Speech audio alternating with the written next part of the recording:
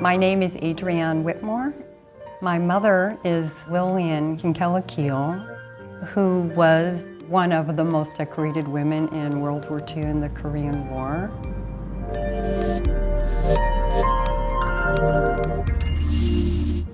That's Mrs. Walter Keil at her home in Covina, California. Anyone would think she's a typical housewife. She's friendly, she enjoys life, and people enjoy her. What's more, they think they know her well. But few know that Mrs. Keil has a past which is incredible but true. This homemaker and mother is America's most decorated woman. 11 battle stars, 4 air medals, more than 450 air evacuation missions of wounded during World War II in Europe and later in Korea. My mother grew up very poor, so much so that her mother and her 2 brothers lived in a convent. My mother saw all the nuns helping others, and she got interested in becoming a nurse. Somebody mentioned to her, had she ever thought about being an airline stewardess? And at the time, you had to be a registered nurse to be an airline stewardess. One of her passengers said, "With all your experience, have you ever thought about joining the Air Force?" Without hesitation, she just says, "What do I need to do?" Then the beginnings of World War II. So she joined the Air Force, where she evacuated soldiers off the battlefield.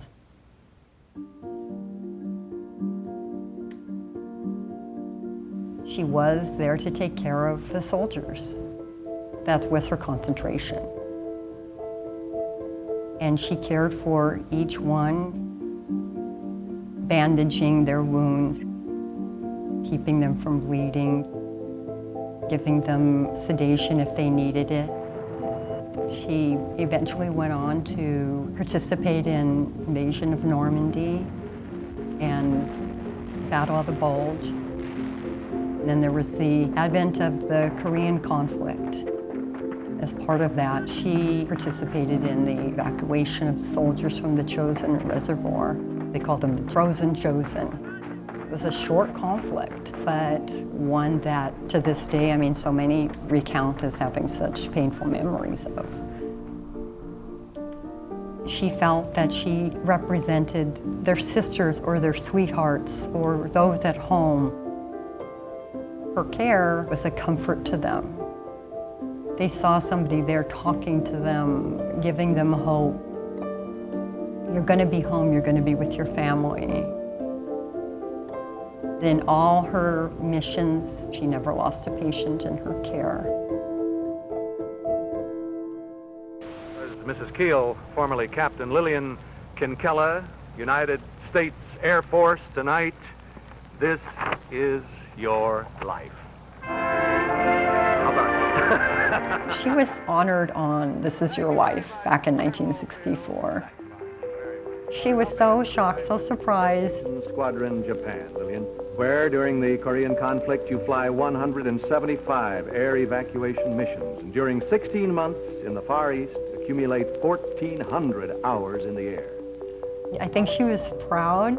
August 18th, 1954, you represent the Air Force at a recruiting display at the World's Fair. That's the day I met Lillian, and just 5 weeks and 3 days later, we were married. Well, you recognize that voice of your husband, I hope, Walter Keil. By the time she got married, she was 38. She had had such a great life already, and it was time to change roles. She shortly after that became pregnant with my sister.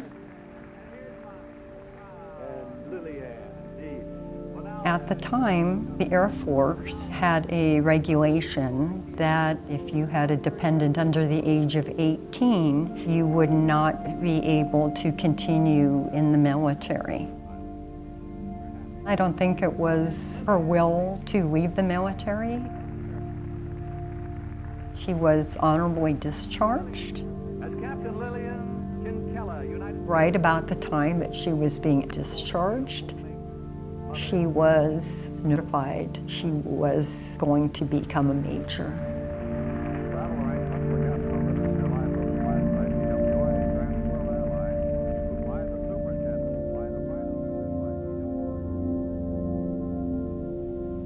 Growing up, honestly, she really didn't talk too much about her military life. She was my mom first. She was proud that she had the girls. And then I was one of the girls, you know, and I realized that nothing, I mean, she couldn't fake that. And she was like, this was the most important thing to her, and it was me and my sister. And no matter what, she would have loved to be a major. I know she would have liked to have done that and continued, but we were her life.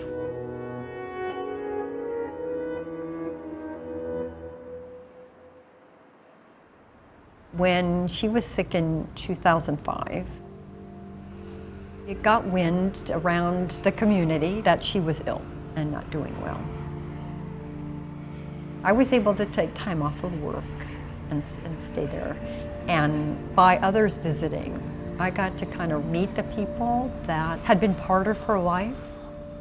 They would be from her days as airline stewardess, or Joan Wesley, who portrayed her in the movie Flight Nurse that was done on her life, or some of the people she had been in the military with.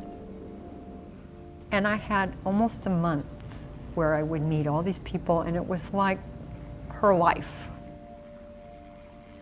She says, you know, don't feel sorry for me. I've had a wonderful life.